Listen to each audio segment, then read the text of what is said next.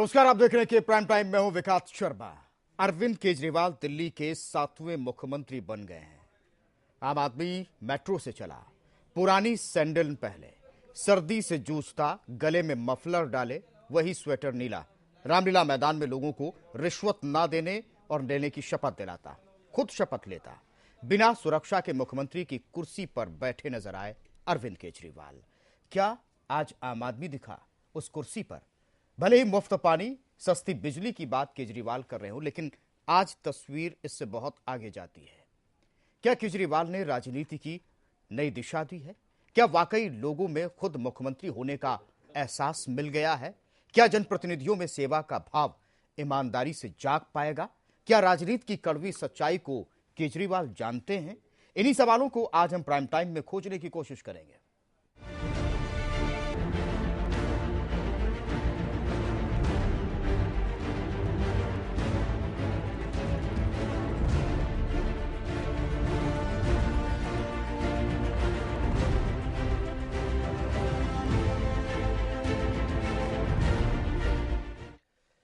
रामलीला मैदान में सीएम की शपथ लेने के बाद अरविंद केजरीवाल सबसे पहले राजघाट पहुंचे, जहां उन्होंने बापू की समाधि पर फूल चढ़ाए। इसके बाद वो सीधे सचिवालय पहुंचे और यहां केजरीवाल ने कई फाइलों को भी देखा। इसके बाद मंत्रियों के विभाग बांटे। केजरीवाल ने अपने पास बिजली, वित्त और गृह विभाग रखा। इसके बाद मनीष सिसोदिया को पीडब्ल्यूडी और शिक्षा मंत्री का कार्यभार दिया। लेकिन क्या कुछ कहा उन्होंने रामलीला मैदान में, वो देखते हैं किस तरह से उन्होंने शपथ ली।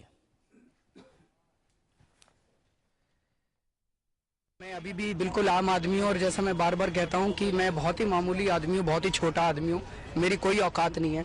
ये दिल्ली की जनता की जीत है और ये भगवान की कोई ना कोई कृपा है, कोई ना कोई कुदरत का करिश्मा है कि इस देश में अब भ्रष्टाचार से मुक्ति की एक आशा दिखाई दे रही है। तो मैं भगवान से निवेदन करूंगा कि वो हमें साहस दे और हमें दिशा देते रहे। और दिल्ली की जनता से अपील करूंगा कि हम सब लोगों को मिलकर जैसे आज तक हम लड़ाई लड़ते रहे, वैसे ही लड़ाई लड़ते रहना। आज आपके पास कुछ विधायक हैं, कई सारे आम आदमी जो आपके तरह के आम आदमी, वो मंत्री भी बन चुके हैं। आपने उन्हें मैसेज भी दिया कि कहीं से अहंकार ना आए, नम्र बने रहे, विनम्र बने रहे। मैसेज देश से नहीं, पूरे दुनिया भर से बधाइयां मिल रही हैं अरविंद केजरीवाल को। आज मेरे को मत बधाई, मैं जनता को बधाई।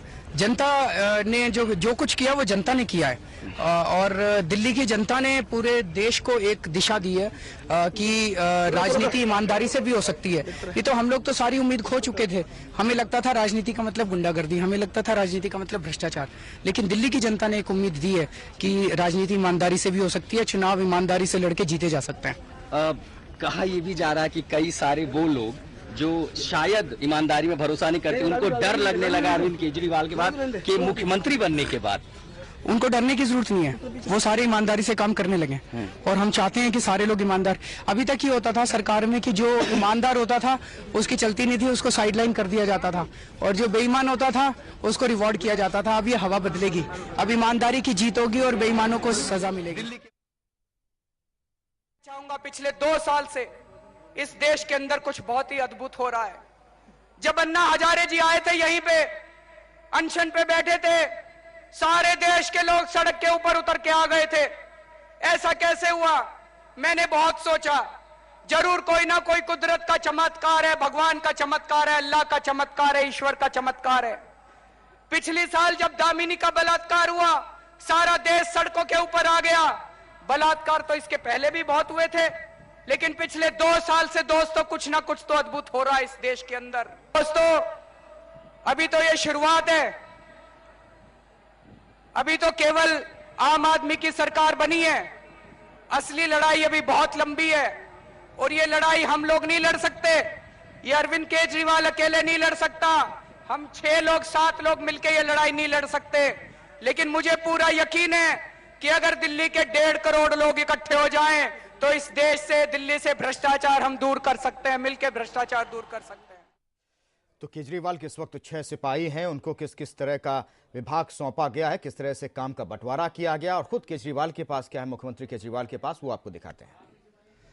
अरविंद केजरीवाल के पास गृह, वित्त, सतर्कता, बिजली यानी ऊर्जा योजना और सेवा विभाग जो काम का बंटवारा किया गया है। मनीष सिसोदिया जो कि पटपड़गंज से उन्होंने चुनाव जीता और शिक्षा मंत्री बने, लोक निर्माण विभाग उनके पास है, शहरी विकास भी उनके पास है। इसके अलावा उन्होंने पत्रकारिता में डिप्लोमा किया है। कई न्यूज़ चैनलों में भी वो रहे हैं। ऑल इंडिया रेडियो में भी लंबे समय तक मनीष सिसोदिया ने काम किया है।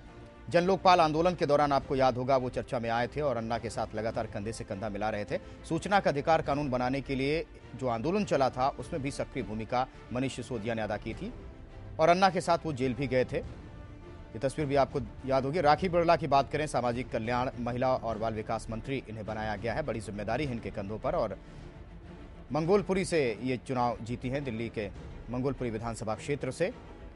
पत्रकारिता और जनसंचार में एमए की शिक्षा ली राखी बिरला ने, जो इस वक्त मंत्री हैं। एक निजी समाचार चैनल में इस वक्त वो पत्रकार भी हैं। इसके अलावा अहम बात यह कि जन लोकपाल आंदोलन के दौरान कांग्रेस को उन्होंने अलविदा कह दिया था। वो कांग्रेस में थी उस वक्त और राजकुमार चौहान को उन्होंने हराया है, जो कि काफ़ी वरिष्ठ नेता हैं कांग्रेस के, कई बार मंत्री रहे। सत्येंद्र कुमार जैन को भी मंत्री बनाया गया। स्वास्थ्य और उद्योग मंत्री, बड़ी जिम्मेदारी है। स्वास्थ्य को लेकर के कई सवाल खड़े होते रहे हैं, अस्पतालों को लेकर, और शकूर बस्ती से उन्होंने चुनाव जीता था। इसके अलावा अहम बात यह है कि बैचलर ऑफ आर्किटेक्चर की उन्होंने शिक्षा ली सत्येंद्र कुमार जैन के बारे में। इसके अलावा सीपीडब्ल्यू में वो अभी कार्यरत हैं। इसके बाद अब वो शायद इस्तीफा देंगे, लेकिन अहम बात यह है कि भ्रष्टाचार से परेशान होकर ही उन्होंने नौकरी पहले छोड़ी थी और फिर उन्होंने आम आदमी पार्टी का दामन थामा। स्पर्श नामक संस्था चला रहे थे, जो कि मानसिक रूप से विक्षिप्त बच्चों के लिए काम करती है।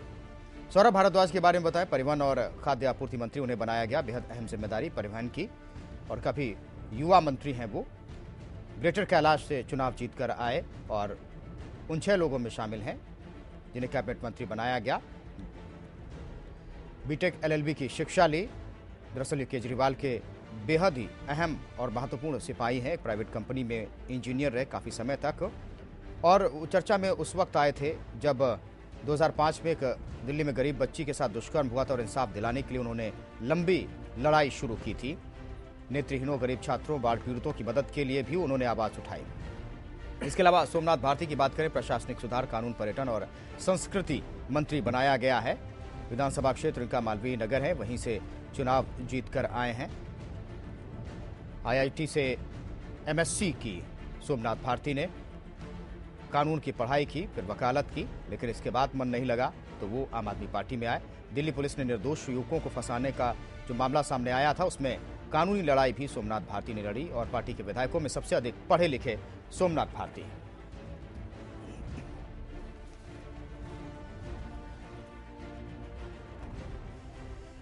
गिरीश सोनी श्रम और अनुसूचित जाति जनजाति मंत्री बनाया गया है और आदिपुर से चुनाव जीतकर वो आए हैं। आईटीआई की शिक्षा ली है गिरीश सोनी।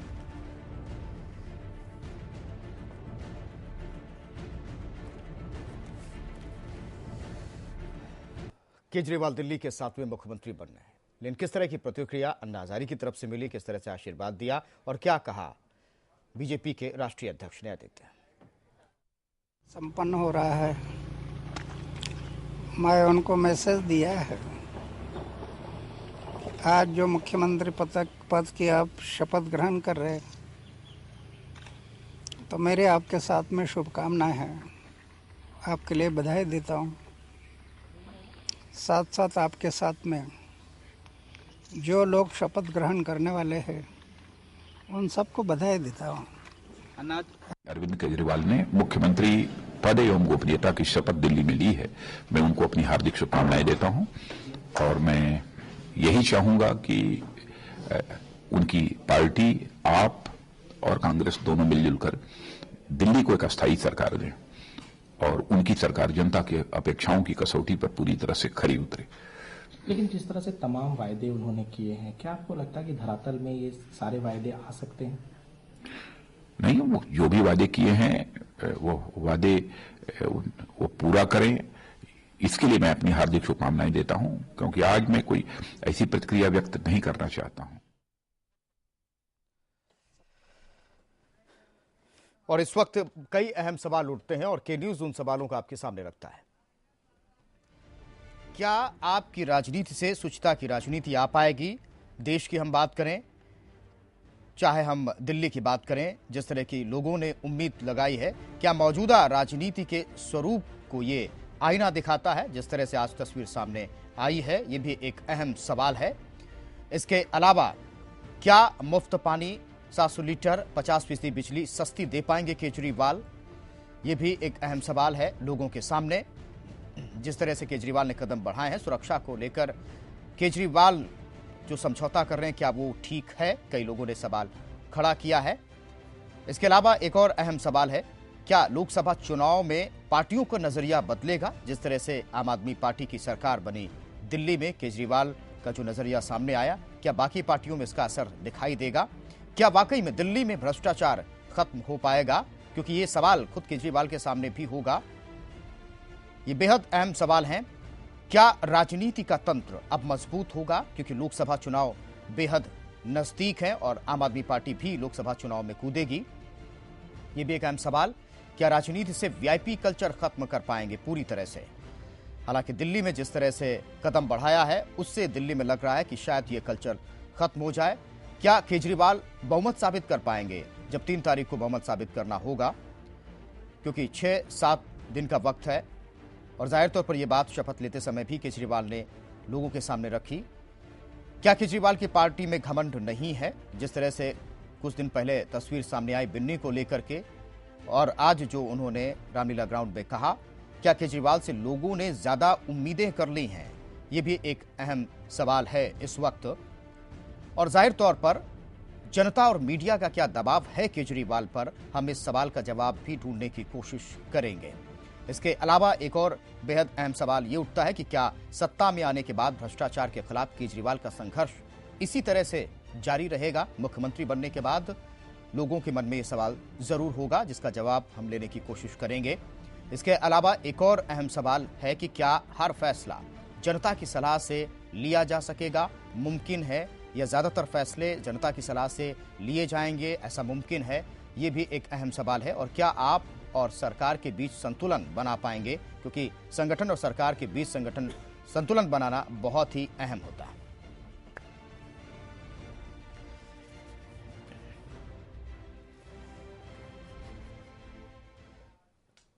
और एक और तस्वीर सामने आई डील को लेकर के। नितिन गडकरी ने भी अपनी तस्वीर रखी। बीजेपी की तरफ से प्रतिक्रिया मिली और तमाम दलों की तरफ से स्टिंग ऑपरेशन भी हुआ। क्या कुछ कहा गया, जरा देखिए। ये कांग्रेस विरोधी वोट जो भारतीय जनता पार्टी को ना मिले और ये वोट आम आदमी पार्टी को मिले, वोटों का डिवीजन हो जाए, कोई भी जीता तो चलेगा, पर भारतीय जनता पार्टी के वोटों में बिखराव करके हम किस प्रकार से राजनीति कर सकते हैं, यही नीति कांग्रेस पार्टी ने बनाई है। आम आदमी पार्टी ने बड़े हाई मॉरल पेडेस्टल से अपनी राजनीति शुरू की थी और कसम खाने के बाद भी जिस दिन उन्होंने भ्रष्ट कांग्रेस पार्टी का समर्थन लेकर उसी भ्रष्ट कांग्रेस को, जिसको दिल्ली की जनता ने रिजेक्ट किया, जिसके खिलाफ मैंडेट दिया और उसको बैकडोर से दोबारा से सत्ता के गलियारे में लाकर बैठा दिया, मैं ये समझता हूं कि ये दिल्ली की जनता का अपमान भी है और इसके साथ साथ आम आदमी पार्टी को भी अपनी नैतिकता के बारे में स्वयं आत्मचिंतन करने की आवश्यकता है। देखिए, उस मामले में नितिन गडकरी जी का बहुत अच्छा अनुभव है। कोल ब्लॉक घोटाले में उनका नाम रहा है, हम लोगों ने प्रदर्शन भी किया था उस समय। उनके एक नजदीकी राज्यसभा के सदस्य अजय संचेती जी वो कोल ब्लॉक घोटाले में शामिल रहे हैं। नितिन गडकरी साहब अपने ज्योतिषी को अपनी कंपनी का डायरेक्टर बनाते हैं, ड्राइवर को डायरेक्टर बनाते हैं। ये सारी कला और महारत उनके पास है, तो किस प्रकार की ब्रोकर डील हो सकती है उसका अनुभव उनको बहुत बेहतर है। तो वो किसी के ऊपर भी इल्जाम लगा सकते हैं, उनके ऊपर टिप्पणी करना उचित नहीं है, मुझे लगता है। हम चर्चा करेंगे। हमारे साथ विजय बहादुर पाठक साहब जुड़ चुके हैं, बीजेपी के प्रदेश प्रवक्ता हैं। ओमकार सिंह साहब हमारे साथ कांग्रेस के प्रदेश प्रवक्ता जुड़ चुके हैं। के न्यूज स्टूडियो से हमारे साथ एस हनुमंतराव जी, के न्यूज के ग्रुप एडिटर हमारे साथ जुड़े हुए हैं। आम आदमी पार्टी से अंकुर कटियार जुड़े हुए हैं। विजय बहादुर पाठक साहब, आज कैसा लगा जब वो तस्वीर सामने आई कि मेट्रो से केजरीवाल सफर उन्होंने करते नजर आए? इसके अलावा उसी ड्रेस में, उसी वेशभूषा में वो नजर आए। इसके अलावा उन्होंने शपथ दिलाई उस रामलीला ग्राउंड में परंपरा से अलग हट करके। ये तस्वीर आपके मन में क्या कहती नजर आई, राजनीति के नजरिए को लेकर, राजनीति की दिशा को लेकर?